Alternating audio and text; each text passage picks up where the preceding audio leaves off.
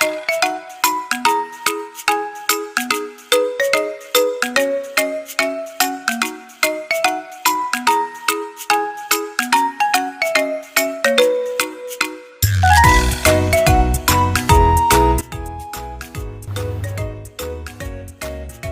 Children, எப்படி சந்தோஷமா இருக்கிறீங்களா? திரும்பியும் உங்களை பாக்குறது எவ்வளோ நல்லா இருக்கு இல்லையா? கதைகள் எல்லாம் கேட்டுட்டு வந்திருக்கிறீங்க. இப்போ ஸ்பெஷலா அவங்களுக்கு ஸ்கூல்ல இருந்து ஹாலிடேஸ் எல்லாம் கிடைச்சிருக்கோம்ல. கதை நான் கேட்கறது ரொம்ப இஷ்டம் இல்ல. இந்த இடத்துல வந்து ஜீவன்னு ஒரு பையன் இருந்தான். அவங்க அப்பா அவங்க வீட்டுல வந்து என்ன செய்வாங்களா, அவங்க அப்பா அம்மா அவனுக்கு டெய்லி அவங்க என்ன பண்ணுவாங்களா, காலையில பாட்டு பாடி பைபிள் வாசித்து ஜோம் பண்ணுவாங்க. சாயந்தரம் படுக்க போறதுக்கு முன்னாடி என்ன செய்வாங்க, பைபிள் வாசித்து ஜோம் பண்ணுவாங்க. அவன் அந்த மாதிரி ஒரு நல்ல ஒரு குடும்பத்துக்குள்ள அவன் வந்து வளர்ந்து வந்தான்.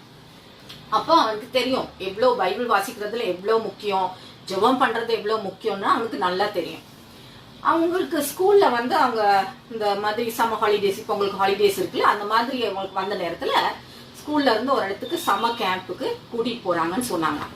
அப்ப இவனும் போய் அவங்க அப்பா அம்மாட்ட சொன்னோடனே அவங்க அப்பா அம்மா சொன்னாங்க, சரி நாங்க அனுப்புறோம் நீ போ சம்மர் கேம்புக்கு. ஆனா நீ அங்கேயும் போய் என்ன இருக்கணும், நல்ல பிள்ளையா இருக்கணும், என்ன செய்யணும், நீ பைபிள்லாம் நல்லா படிக்கணும் அப்படின்னு. அவன் எல்லாத்துக்கும் சரி சரின்னு தலையாட்டிட்டான். அப்புறம் அவங்க அப்பா அம்மாட்ட வந்து கேட்டான், அப்பாப்பா அங்க எல்லாரும் என்ன பண்ணுவாங்க, நான் அந்த கேன்டீன்ல போயிட்டு அது இது ஸ்நாக்ஸ் வாங்குவாங்கப்பா, எனக்கு கொஞ்சம் பாக்கெட் மணி வேணும் அப்படின்னாங்க. அப்ப அவங்க அப்பா அம்மா சொன்னாங்க, சரி உனக்கு பாக்கெட் மணியும் நாங்க தர்றோம், நீ ஜாக்கிரதையா யூஸ் பண்ண, கண்டதையும் வாங்கக்கூடாது, கரெக்டான நல்ல ஸ்நாக்ஸா வாங்கி சாப்பிடணும் அப்படின்னு சொல்லிட்டாங்க. இப்ப இவன் ரொம்ப ஆசையா என்ன பண்றான், பேக பேக் பண்றான், அவன் எல்லாம் ரெடி பண்ணிட்டு இருக்கான். அப்புறம் போய் கேக்குறான், அப்பா எனக்கு எங்க பாக்கெட் மணினா நாங்க குடுக்குறோம் தம்பி, உன் ஜீவன் உனக்கு குடுக்குறோம், நாங்க உனக்கு குடுக்குறோம், நீ கவலைப்படாத அப்படி மட்டும் சொல்லிட்டாங்க. அப்புறம் கடைசியில என்ன பண்ணாங்க, அவனுக்கு போக வேண்டிய நாள் வந்துருச்சு. பேக் எல்லாம் தூக்கிட்டு என்ன பண்றான், போற நேரமும் அவங்க அப்பா என்ன சொல்றாங்க, பைபிள் மட்டும் நீ படிக்க மறந்துடாத அப்படின்னு அவங்களுக்கு அவன் கையில ஒரு பைபிளை கொடுக்குறாங்க. அந்த பைபிளை அவன் பேக்ல வச்சு பேக் பண்ணி கொடுக்குறாங்க. இப்ப இவன் பேக் எல்லாம் தூக்கிட்டு என்ன பண்றான், போறான். போயிட்டு பஸ்ல ஏறுற நேரமும் சொல்றான், ஐயோ எனக்கு பணம் கொடுக்கலையே, பாக்கெட் மணி கொடுக்கலையேனா, நீ பைபிள் படி அவ்வளவு மட்டும் தான் சொன்னாங்க அவங்க அப்பா. அப்புறம் அவன் பாய் சொல்லிட்டு போயிட்டான். இது கொஞ்சம் மனசுல ஒரு கொஞ்சம் கவலையா இருந்துச்சு. அப்புறம் அந்த சம்மர் கேம்புக்கு போன பிறகு என்ன பண்ணா, அந்த பேக்கை திறந்து எல்லாம் துணி எல்லாத்தையும் எடுத்து, ஷூஸ் எல்லாத்தையும் எடுத்து அந்த ஒரு சின்ன பக்கத்துல கபர்ட்ல எல்லாம் அடுக்குனான். பார்த்தா பைபிள் இருந்துச்சு. இப்ப இவனுக்கு என்னதான் ஆயிடுச்சு, பைபிள் படிக்க கொஞ்சம் வெக்கமாயிடுச்சு. மற்ற பிள்ளைங்க முன்னாடி பைபிள் படிக்க வெக்கமாயிடுச்சு. அப்ப அவன் என்ன பண்ணான், அந்த பைபிளை அந்த சூட் கேஸ்க்குள்ளே போட்டு, பேகுக்குள்ளே போட்டு என்ன பண்ணான், பேக கட்டில் கடியில தள்ளி வச்சுட்டான். ஆனா அவனுக்கு இன்னும் என்ன ஒரு கவலை, நமக்கு பாக்கெட் மணி கொடுக்கலையே அப்படின்னு அவன் எல்லா இடமும் தேடுறான் பேக்ல. ஆனா காசு ஒண்ணுமே கண்டுபிடிக்க முடியல. அப்புறம் அடுத்த நாள் அவங்க கேம்ப் நடக்கிற நேரம், கேம்ப் இன்டர்வல் கொடுக்கற நேரம், மற்ற பிள்ளைங்க எல்லாம் என்ன பண்றாங்க, கேன்டீன்ல போய் வாங்கி சாப்பிடுறாங்க, இத சாப்பிடுறாங்க அதை சாப்பிடுறாங்க. இவன் ஓரமா நிக்கிறான். ஏன், இவன் கையில காசே இல்ல. அப்ப இவனுக்கு ரொம்ப கஷ்டமாயிடுச்சு. ஐயோ நான் அப்பா அம்மாட்ட கேட்டனே, அவங்க எனக்கு காசு கொடுக்கலையே அப்படின்னு ரொம்ப கஷ்டப்பட்டான். அப்புறம் என்னாச்சு, கேம்பும் எல்லாம் முடிஞ்சு போச்சு.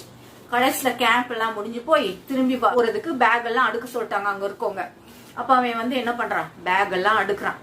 பேக் அடுக்கிட்டு பேக்ல சூட்கேஸ இழுத்துட்டு பேக்ல எல்லா துணியையும் போட்டுட்டு, சரி பைபிள் கொடுத்தாங்களே அப்படின்னு சொல்லிட்டு பைபிள திறப்போன்னு பார்த்தா அதுல என்ன இருந்துச்சு, அவங்க அப்பா அவனுக்கு எவ்வளவு வச்சிருந்தாங்க, 500 rupees வச்சிருந்தாங்க. எவ்வளவு, 500 ரூபாய் நோட்டு பைபிளுக்குள்ள வச்சிருக்காங்க. எனக்கு ரொம்ப கவலை ஆயிடுச்சு. ஐயோ நான் எங்க அப்பா அம்மாக்கு கீழ்படியிலையே. என்ன சொல்லியிருந்தாங்க அவன்கிட்ட, நீ டெய்லி பைபிள் படிக்கணும்னு சொன்னாங்க. அவன் பைபிள் படிக்கல. படிச்சிருந்தா என்ன இருக்கும், அவன் அந்த காசை பார்த்திருப்பான், போய் அவனுக்கு வாங்கி சாப்பிடுறதுக்கு லேசா இருந்திருக்கும்.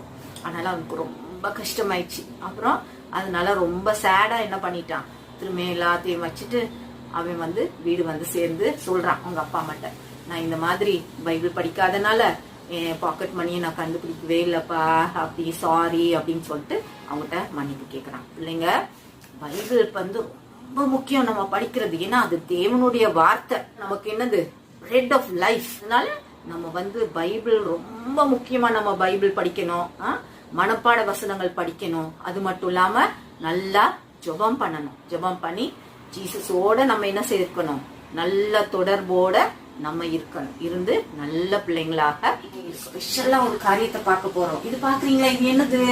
பிரெட்னா பிடிக்குமா உங்களுக்கு? நம்ம பாப்போம் ஜீசஸ் பிரெட்டை வச்சு என்ன கதை சொல்லிருப்பாரு. நம்ம பாக்கலாமா என்னன்னு சொல்லிட்டு.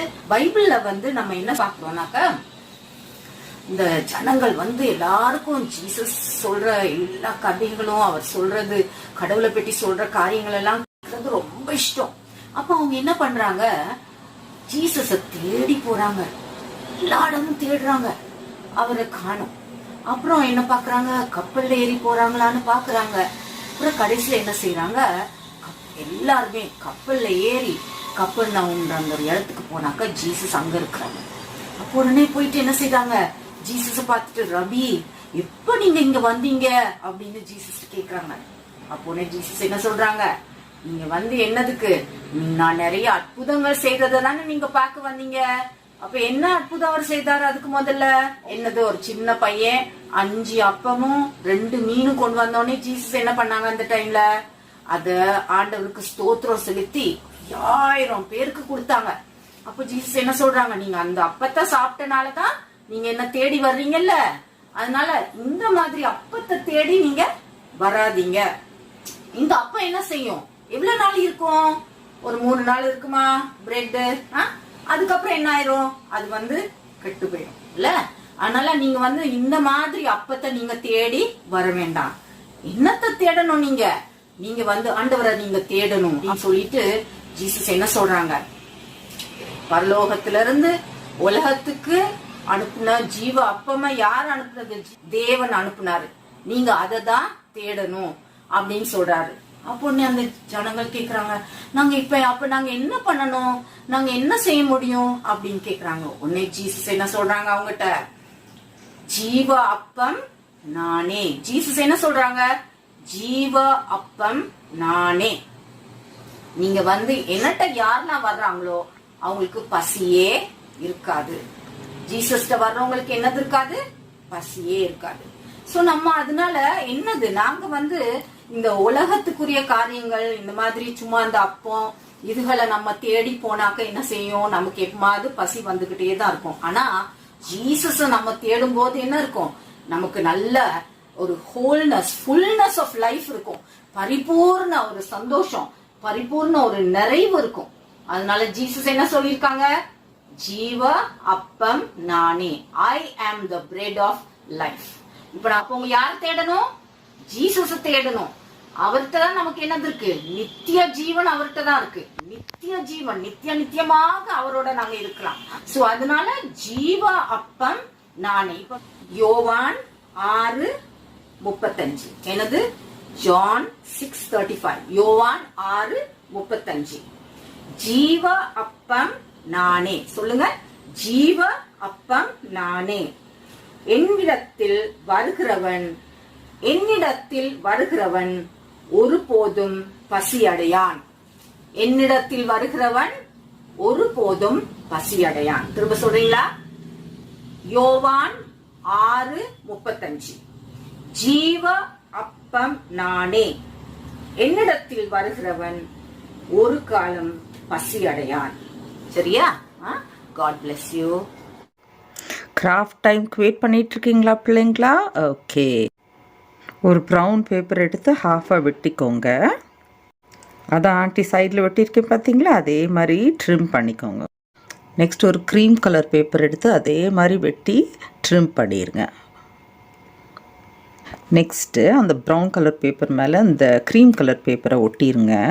அதுக்கு ஐஸ்லாம் வச்சா இன்ட்ரெஸ்டிங்காக இருக்கும். அதனால ஒரு பிளாக் சர்க்கிள் வரைஞ்சி அதில் ஒயிட் டாட் வச்சுருங்க. ஒரு மவுத் வரைஞ்சி அதுக்கு ரெட் கலர் பண்ணிடுங்க. ரொம்ப ஈஸியாக இருந்துச்சுல கிராஃப்ட்டு. நல்லா இருக்கா ப்ரெட்டு? பாய் பாய், ஹாப்பி கிராஃப்டிங்.